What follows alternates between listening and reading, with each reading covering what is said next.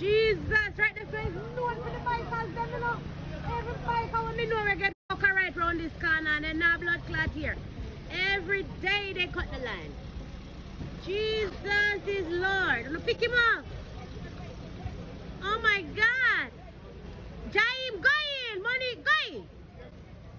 Every day, every fucking day the bikers get up right here and they're not learning. Not learning. Every bikers get up right there, not learning. No one care, like him. I don't know about something wrong him and then I'm going to bring them and decide how to pick him up. And me can't go left it in the road. Jesus Christ. Welcome to Crime Time News and Entertainment with a Buzz. There's a saying that goes something like this: the definition of insanity is doing the same thing over and over and expecting different results. Well, it seems as if what them say, a hard ears make for a soft ass. If you can't learn, you are going to feel. This is based on an accident that took place in a St. Thomas, where clearly some men on bike, yin-yang them call it, were blazing. They overestimated their skill set and underestimated the road or the next person that was coming in the opposite direction. Let's say that it did not turn out too well for these individuals. Don't know their status right now.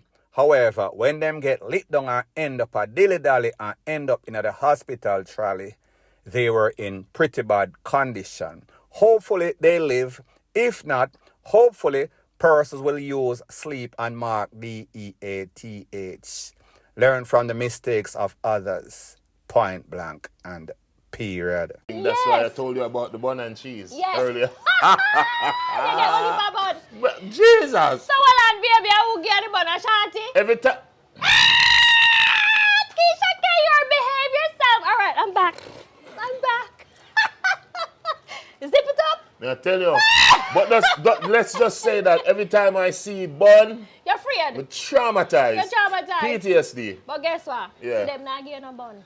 If that woman left Europe and come to Jamaica, she not give no bun. No, sir. You see that diamond, yeah? Yes. She need one of them. That bad. She need one of them. There's a saying that goes something like this: silence means consent. Zip it up, I think it means the same thing. And this was based on a question that was asked by Kaisha Kahor, which happens to be the wife of Gucci Mane, popular hip-hop artist in the United States. She has a podcast. She did an interview with Vybz Kartel. As a matter of fact, she flew from United States to come to Jamaica. She said that the only person that could get her to do that was Vybz Kartel, and for obvious reasons. So when she asked Vybz Kartel the question, he pretty much was mum, him pretty much zip it up. He said that he was not going to do any sorts of self-snitching. Now, based on his answer, even though he did not say specifically, directly, any person can insinuate, come to the conclusion that he was saying that when he was in the big yard, Vybz Kartel's fiancé or wife, meaning Shorty, she was kind of unfaithful. She might have been giving away the pumps. However, as it pertains to them, she is more faithful. She is more the wife type material. So therefore, they are making plans for marriage. Marriage is in the making. The lady even showed Vybz Kartel her wedding band and said, you need to put some sort of ring on it if you're that faithful and if you believe in this lady. Now, people, obviously, Vybz Kartel have some money. However, he does not have Gucci Mane money and the type of money that the rap artists are making. However, it seems as if there is some sort of plan for marriage. Will marriage actually manifest? That is yet to be determined. Like me say, people can talk anything. Action is bigger than words. Point blank and period.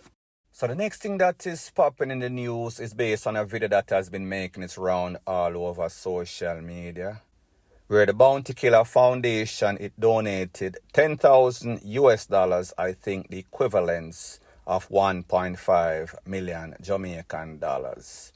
See with me, because the math's not so good, I only have 10 subjects.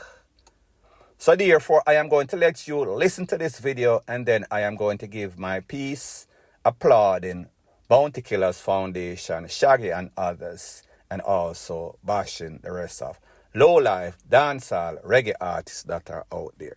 take a listen, take a look, and then I'll give my piece. We don't come together for each other. And that's very saddening to me. A whole heap of rich, as me alone, and a Richie alone, the whole of Richie and music, we can help each other.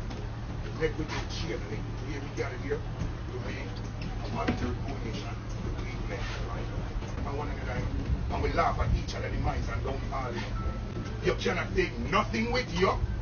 So the only riches you can have is in your soul. Anything else you have, those are accessories of the earth. My riches is my soul. So as I said, this man passed and prayed for me.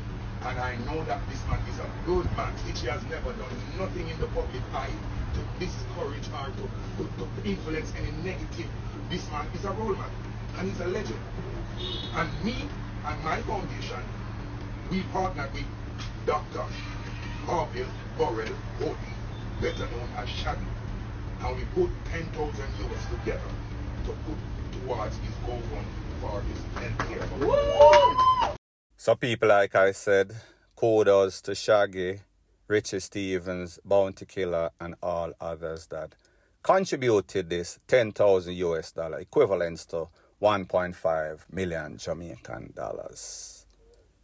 Now, when I first heard about Stitch's plight and the fact that his family had to go and do some sorts of GoFundMe to raise some sorts of money, I said to myself, but hold on a minute. Stitchy was one of those first dancehall artists that bust out in the business. So you'd have thought that he would have been financially okay. He would have saved for a rainy day. Don't know Percy's financial situation. However, it is what it is. What I do know, and while I'll say this, this is my disclaimer before I proceed. Nobody owes Stitchy anything. If people do it, it is out of the kindness of their hearts. However, when I look at the amount of money that these artists, dancehall artists, legendary artists, especially these new artists, and people have to understand that a lot of these new artists cannot relate, probably don't even know who Lieutenant Stitchy is as dunce as they are. Fully dunce them call themselves. But the point that I am making is that it is a shame for somebody that is in the game, meaning the entertainment industry, that is making money. I am not speaking about these struggling artists. I am speaking about the likes of the famous artists, and I do not need to call any sorts of name. You guys are cheap. You guys are evilous. You guys would rather take this money, bathe on a dog in a champagne, buy all sorts of name brand this, have all sorts of skittle, put up in some sorts of high price apartment uptown, but you would not help your fellow co-worker that is in need. People, this speaks volume of the type of industry that we have and the type of characters that are there. You are cheap, you are wicked, you are selfish. Remember, life is a very strange thing. Today for you, tomorrow for me. The good that you do, it will follow you. The evil that you do or your selfish deeds, it will always come back and haunt you. So I am just saying, all of you bums out there freaking out your money, investing in here a fishy bank for some sorts of skittle that is more than likely going to be your downfall. I hope that you feel good. I hope that your conscience bothers you. Point blank and period.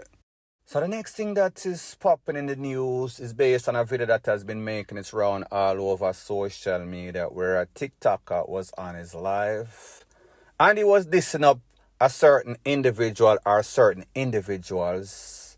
And it seems based on his TikTok videos, they knew his location based on some sorts of findings.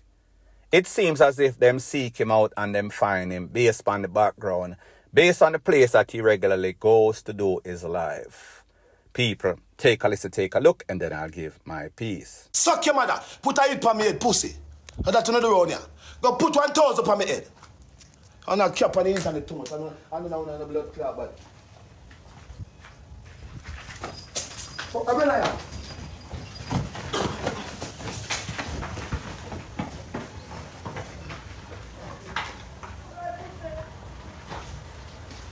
How are you? Jump in that water.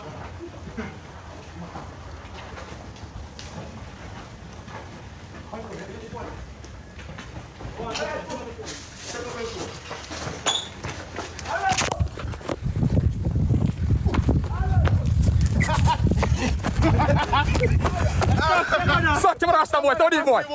Suck your mother, brawling man, brawling murder people man, you know. I want to shut. Watch it. Yo, y'all hear me? What's that? Are you next? Yeah, pussy. Are you next, batty boy? Eh? You next, pussy. Dread boy, every day you talk about body. You look next, pussy. I'm not type on your foot. Eh? When you want somebody who want to have. No, what's that problem? That's your eye in the face. Want to have. That batty boy and him Shalom with your friend them there fucking your Batty boy. You suck back like a dog, you have your eye in the face. That's paint on, you know a bad man, I want daddy badness man. Nobody know now Spain little boy. No boy man, Spain town badness man. No boy man. Come like you don't want Rasta to get beaten. Now somebody. Artist and pussy. I can't stand up on the TikTok, boy Shalom. What's that? You want to support, yeah? Hey little boy, I want daddy badness, so you make you get beaten in Spain, yeah? You don't try to tap call with him. And tell the Rasta friends if we continue near me and girl over Portmore. Now smarty man you not fear hide on the face and put on mask. What not hide for? What not afraid for? Eh? No I hide like you're afraid of people. Now smarty man. Shalom smarty. We walk on name shit and chat shit. Now people, when I first saw this video, because of how full of ish these TikTokers are, I thought that it was a skit because people cannot put anything from these people because they will do just about anything for the views, for the likes.